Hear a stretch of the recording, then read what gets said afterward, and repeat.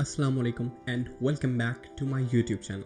आज की वीडियो में I will talk about 4 passive streams of income that you can use to earn extra income along with your full time job. अगर तुम full time job पे हो और तुम्हें कुछ नए स्ट्रीम्स ऑफ इनकम ऐड करने हैं अपनी ओवरऑल इनकम को बूस्ट देने के लिए, तो these 4 ideas will help you.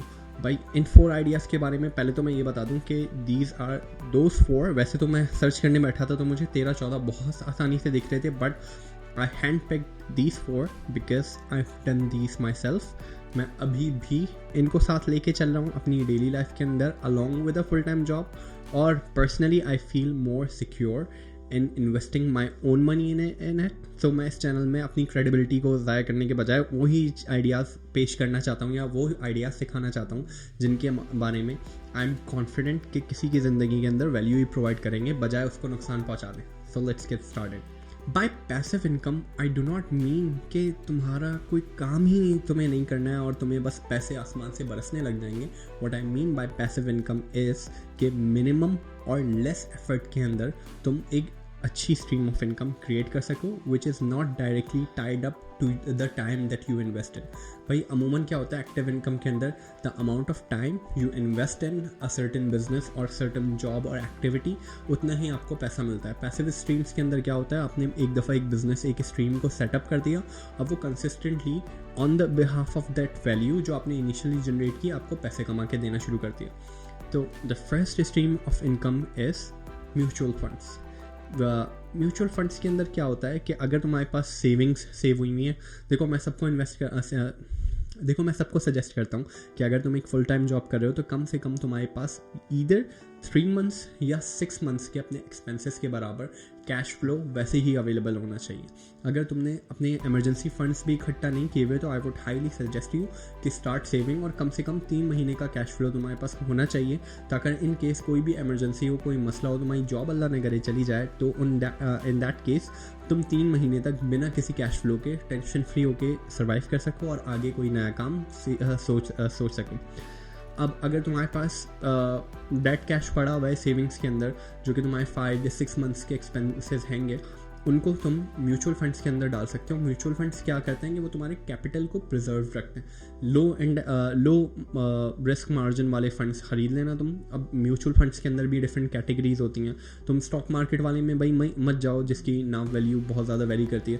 तुम उस किस्म के लो रिस्क फंड्स के अंदर जाओ जो भले ही कम प्रॉफिट देते हैं लेकिन कंसिस्टेंटली देते हैं और तुम्हारा कैपिटल को कोई मसला नहीं हुआ। मिसाल के तौर पे अगर मेरे पास 1 मिलियन डेट कैश पड़ा हुआ, अब मैंने उसको म्यूचुअल फंड्स में डाल दिया, अब वो मंथली 8 से 10 हज़ार रुपये मुझे प्रॉफिट कमा के दे रहा है। अगर किसी महीने वो 10 हज़ार की जगह 3 हज़ार भी दे रहा है तो भाई कंसिडर दिस, मेरा 1 million cash in it self preserve पड़ा हुआ है। मैं 24 आवर्स के अंदर कभी भी उसको विड्रॉ कर सकता हूँ, पूरा कैश मुझे वापस मिल जाएगा, प्लस उसने बैठे बैठे जितना कमाया वो कमाया। तो mutual funds is a safe investment, मैंने करके देखी हुई है and I feel confident over that. Let's move to second option. Second option is starting a website और ब्लॉग और अ डिजिटल एसेट। देखो ये मैं इस चैनल के ऊपर टीच भी कर रहा होता हूँ कि why you should start a blog, how you can start a blog, किस तरीके से ग्रो करना है। या ब्लॉग पर्सनली इसने मुझे बहुत ज़्यादा ज़िंदगी के अंदर एम्पावर किया है। ये एक स्किल मुझे ऐसा लगता है कि इतनी वैल्यूएबल है क्योंकि उसने मुझे लाइफ में बहुत जल्दी काफ़ी जगहों पे बूस्ट दिया है, मुझे कैपिटल दिया है। तो इस वजह से आई वुड सजेस्ट कि तुम एक ब्लॉग स्टार्ट कर लो and it's never too late. जितना जल्दी तुम स्टार्ट कर लो उतना ज़्यादा बेहतर है। देर से भी करो, अभी तुम ये नहीं सोचो तुम्हारा टाइम ज़ाया हो गया या ब्लॉगिंग बिल्कुल हाथ से निकल गई। अभी भी अगर तुम स्टार्ट करना शुरू करते हो ना तो 1 साल के अंदर तुम लाजमी अपने ब्लॉग से पैसे कमाना शुरू कर दोगे। मेरी केस स्टडी देखो, मैंने तुम्हारे सामने इसी चैनल के ऊपर 0 से एक ब्लॉग को स्टार्ट किया साल 2021 में। साल 2022 के एंड में उसको मैंने 15,000 रुपीज़ के रेवेन्यू तक पहुंचा दिया, जिसमें से 7,000-8,000 भाई वो मुझे प्रॉफिट में दे रहा है। और ओवरऑल अगर एसेट की वैल्यू मैं देखूँ तो 50,000 मैं उल्टा साल के एंड में प्रॉफिट में हूँ मेरे एसेट की वैल्यू के अंदर। तो starting a blog is beneficial, you can start a blog, और इससे रिलेटेड एक पूरी प्लेलिस्ट इस चैनल के ऊपर अवेलेबल है। Third idea is running a digital agency.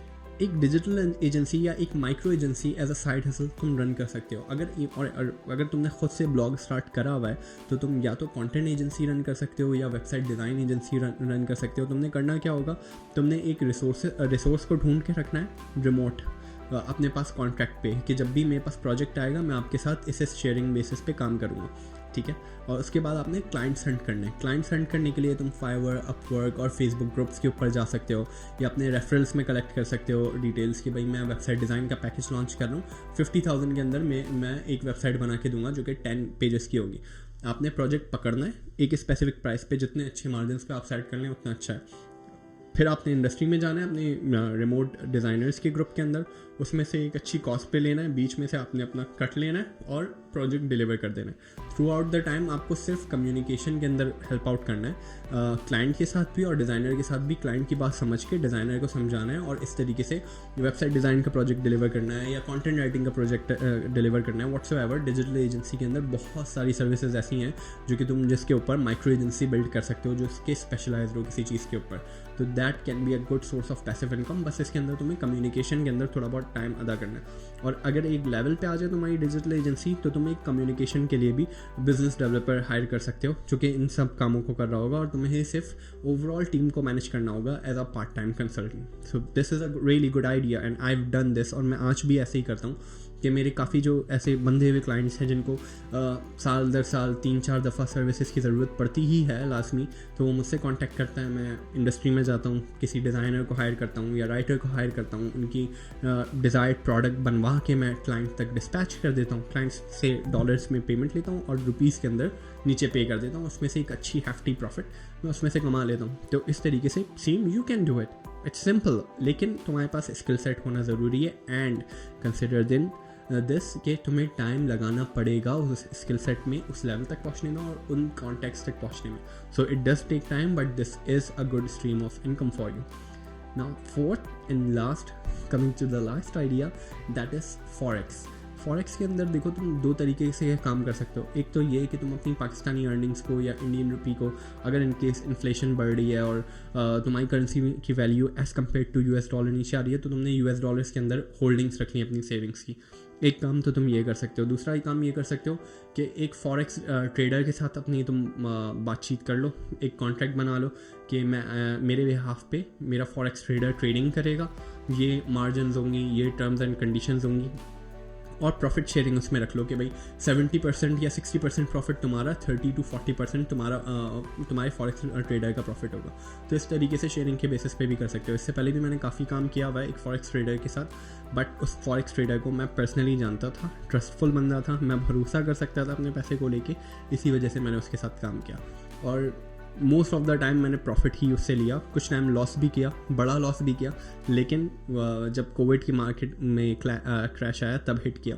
And उसी टाइम मुझे समझ में आया कि भाई फॉरेक्स की मार्केट के अंदर आपके पास टर्म्स एंड कंडीशन होनी चाहिए ट्रेड के, कि किस टाइम मार्केट से एग्जिट ले लेना है, कितनी फ्लोटिंग पे आके आपने फर्दर रिस्क नहीं लेना है। लेकिन स्टिल मुझे लगता है कि फॉरेक्स मार्केट एक प्रॉफिटेबल मार्केट हैगी। तुम्हें अगर एक अच्छा ट्रेडर मिल जाए तो तुम फॉरेक्स मार्केट से भी पैसे कमा सकते हो, लेकिन terms and condition, again I am telling you this, लाजमी एक पूरा डॉक्यूमेंट बना लेना टर्म्स का कि तुम कितनी फ्लोटिंग के ऊपर एग्जिट करना चाह रहे हो, और ये फ्लोटिंग वगैरह तुम्हें तुम्हारा ट्रेडर समझा देगा इसका मतलब क्या होता है और कितना तुम्हारी रिस्क एपेटाइट है। मिसाल के तौर पे तुम्हारी इन्वेस्टमेंट का अगर 20% से ज़्यादा का लॉस हो रहा हो किसी ट्रेड के अंदर, तो भाई हेज करवाने के बजाय तुम लॉस कर लेना, अपना कैपिटल निकाल लेना। फॉरेक्स स्टार्टिंग की 3 सजेशंस के बनस्बतन थोड़ी सी ज़्यादा रिस्की मार्केट है, लेकिन फिर उसके रिटर्न्स भी उस हिसाब से।